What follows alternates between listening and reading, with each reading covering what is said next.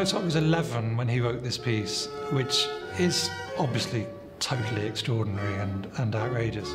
It's a battle, really, a battle of wills between the sort of righteous need to do good and the other side of the coin, which is the desire to have fun and not think about the future and just live every moment for itself.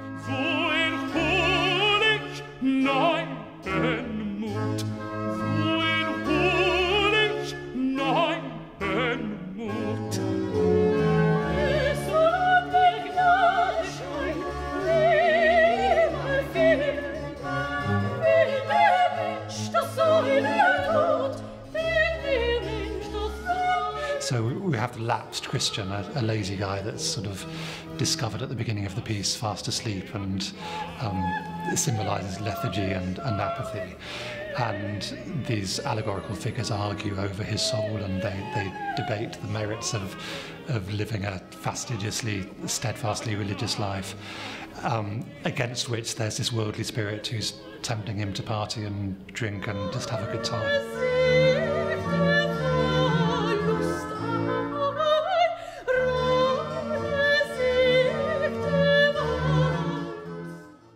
The idea that he had a group of 5 singers and a professional orchestra at his disposal, he just seemed to treat them like toys, in the best sense. You know, he just had fun with them, and the colours that he creates are just really vibrant and extreme, actually. But for me, the interest is in how much of it is really quite sort of left field and unpredictable.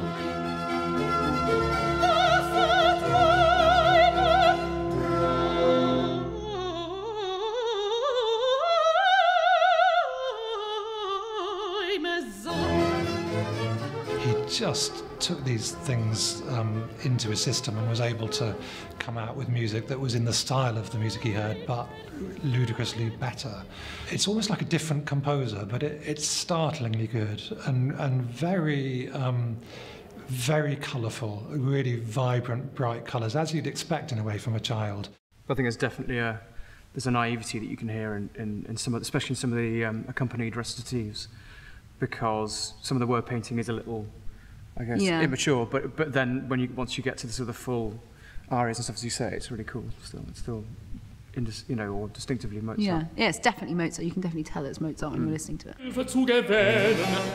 Du sollst Gesundheit und Vergnügen, der Seele Heil und Ruhe forthin genießen. The more of this music we explore, the easier it becomes to tap into. There was already a shared language, and what I found really gratifying and rewarding about the whole rehearsal and recording process was the speed of language and the speed of reference. So more than usual even, I was able just to say something once or just nudge a thing in a particular direction and feel completely confident that it was totally and immediately taken on board. They've worked with us since they were students, and it's now really a relatively long friendship. Oh, it's absolutely fantastic. They're amazing singers and really beautiful. The way they can sing the parts, and you can hear the notes so clearly.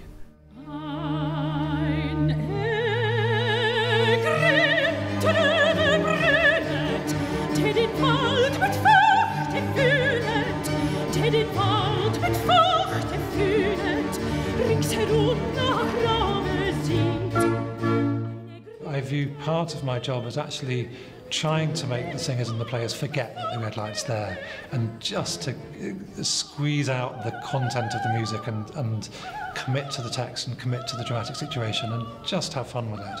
And funnily enough, if on the moments when we're able to achieve that, all those other issues and concerns, like whether it's in tune or whether the collegiate is tight enough and all that stuff, they sort of take care of itself. The goal is to feel that we're composing the music effectively, that we're creating the music rather than recreating something that's already been written down and rehearsed.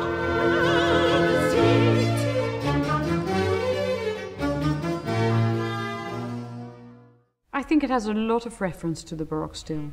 The trio, for instance, at the end is very dansant, almost like a dance. Of course, the bravura arias as well, the really fast, runny coloratura arias, they are almost in the Baroque style.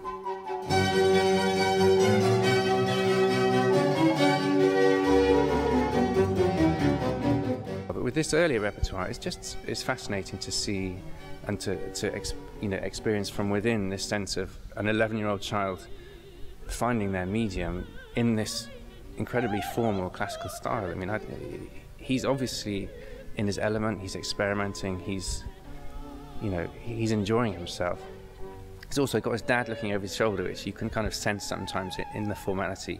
What's lovely is that in the score that you saw at Windsor, the original autograph score, there are corrections by Leopold Mozart. And you just think, it's extraordinary, this idea of the father correcting this genius of a son who, the idea of correcting Mozart is extraordinary, but there it is. The other thing I love, I don't know if I told you this, but one of the things that Leopold did is write in page numbers. So it's like, well, I can't really correct the music, but at least I can get it in the right order. Ersten Messer, Schere und Glut.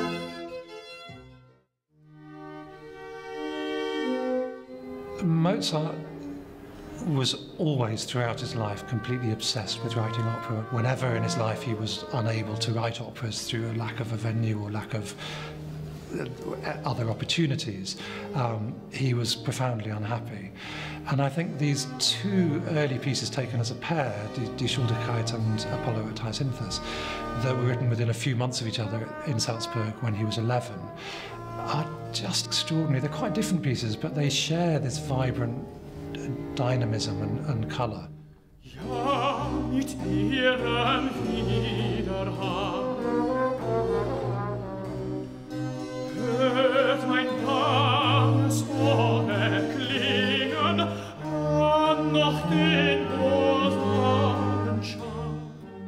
It's such vivacious music and such an extraordinary sense of latent energy that is such a thrilling thing to discover, because they're so rarely performed, and actually people that have loved Mozart for whole lifetimes quite often don't know these pieces, and to me it's so important to partly just to understand where he came from and how he started off and the trajectory of his life and of his career, but also in their own rights they are amazing pieces, and they require and demand fantastic singing and fantastic playing, and there's certainly nothing juvenile about them. They're fully crafted and fully worked out pieces of art. Mit ihrem Widerhall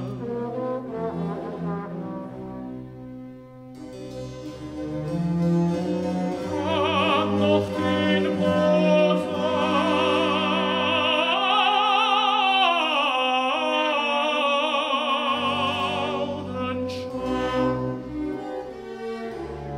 This is why I love his music. There's always the level of humanity in it is just so massive. It was just an intuitive thing he had.